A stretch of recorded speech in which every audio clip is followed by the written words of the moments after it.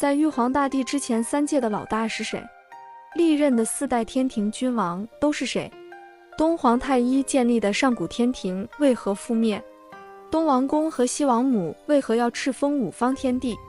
真武大帝有何本事能成为北方的天帝呢？上古3皇5帝时期，燧人氏100万年后传伏羲，伏羲传少典，少典传炎帝，炎帝500年传黄帝，黄帝传颛顼，颛顼传帝喾，帝喾传尧帝，尧帝传舜帝，舜帝传大禹。大禹建立夏朝之前，是一个人神妖魔混乱的时代，横跨了混沌时代、冰河时代、旧石器和新石器时代、青铜时代。从神话传说的角度来讲，这是一个人神共居、巫妖横行、神国混战的时期。上古天庭历经5世皇权，从上古中原开天辟地皇权中的盘古神系，到南方神国中的东皇太一神系，再到东方蓬莱岛的东王公神系，又到西昆仑的王母神系，最后被昊天大帝的天庭皇权再次统一。历经亿万年的时间，盘古神权结束之后，他的几名弟子以红军老祖为首，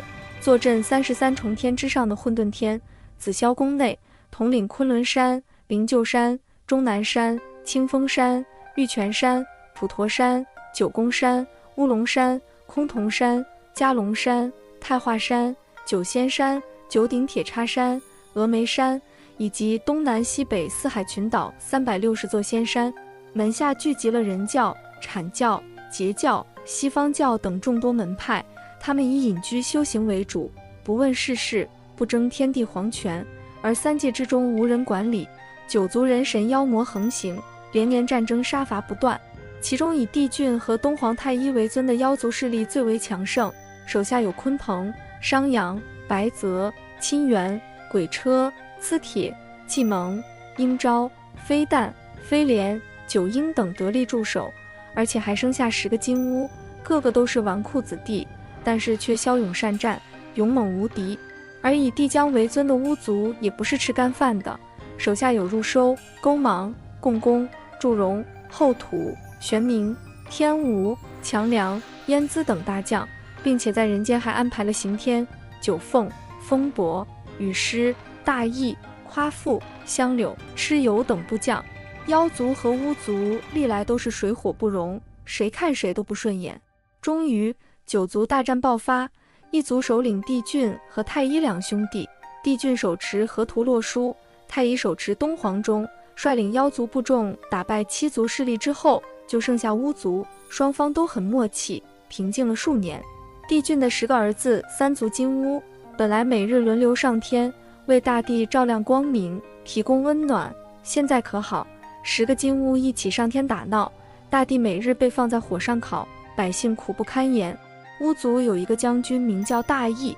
手持神弓，射得一手好箭。大义为民除害，射杀了妖族的9个皇子，惹怒了帝俊，巫妖大战爆发。双方战事持续了很久，最终帝俊和太一的妖族彻底打败了12巫族，被镇压在西南方的9幽蛮荒世界中。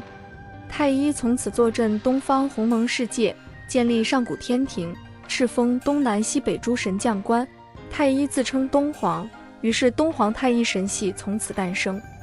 3600年后，巫族势力复辟，冲破9幽，巫妖大战再次爆发。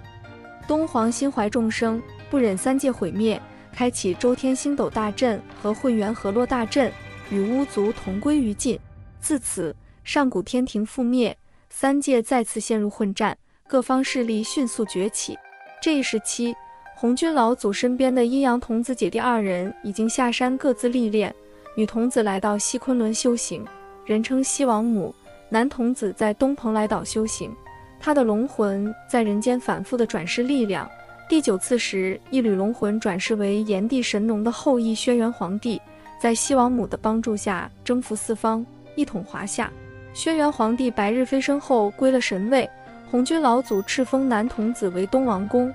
他和西王母商议建立5方天地的实施计划，得到红军老祖和女娲娘娘的同意，于是敕封了5方天地。清帝太昊也就是伏羲为东方天帝，敕封勾芒为木神，以青龙为图腾，掌管春天。赤帝神农也就是炎帝为南方天帝，敕封祝融为火神，以朱雀为图腾，掌管夏天。白帝少昊为西方天帝，敕封自己的部下入收为金神，以白虎为图腾，掌管秋天。黑帝颛顼为北方天帝，敕封自己的叔叔玄冥为水神，以玄武为图腾，掌管冬天。轩辕皇帝居中，敕封自己的老师素女为土神，也就是后土娘娘，以麒麟为图腾，掌管四季。因此，皇帝为十国的最高统治者，号令五方天帝各司其职，共同管理三界九族。这就是华夏最早的五方天帝：青帝伏羲、赤帝神农、白帝少昊、黑帝颛顼、黄帝轩辕，各自号令五方神兽：东方青龙，西方白虎，北方玄武，南方朱雀，中间麒麟。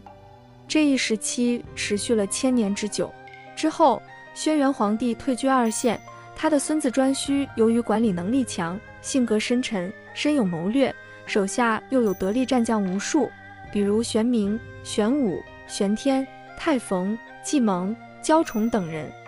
颛顼自然就成了五方天帝之首，成为统领三界九州的天帝。颛顼手下的护卫大将玄武为一只上古神龟，是颛顼少年时在汉江除妖降魔时降服的一只上古水怪。玄武神龟力大无穷，有推倒天柱之力，阻挡海洪之功，跟随颛顼一起斩杀四海妖兽，荡平五方恶魔，曾降服上古巨蟒，成为自己的助手。因此我们看到的玄武就是一只乌龟和蛇的形象。玄武成为颛顼的最强助手，功德和美名享誉华夏九州。1000年之后，颛顼也退居二线，玄武接任北方天帝之位，成为第3任五方天帝的首领。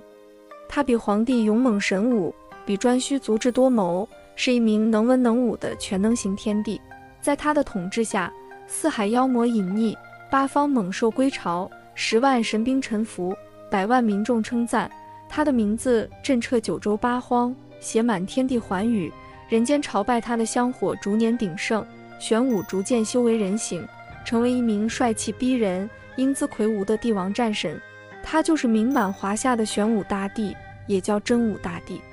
以上就是今天的内容，喜欢请订阅、点赞、转发，感谢观看，我们下期见。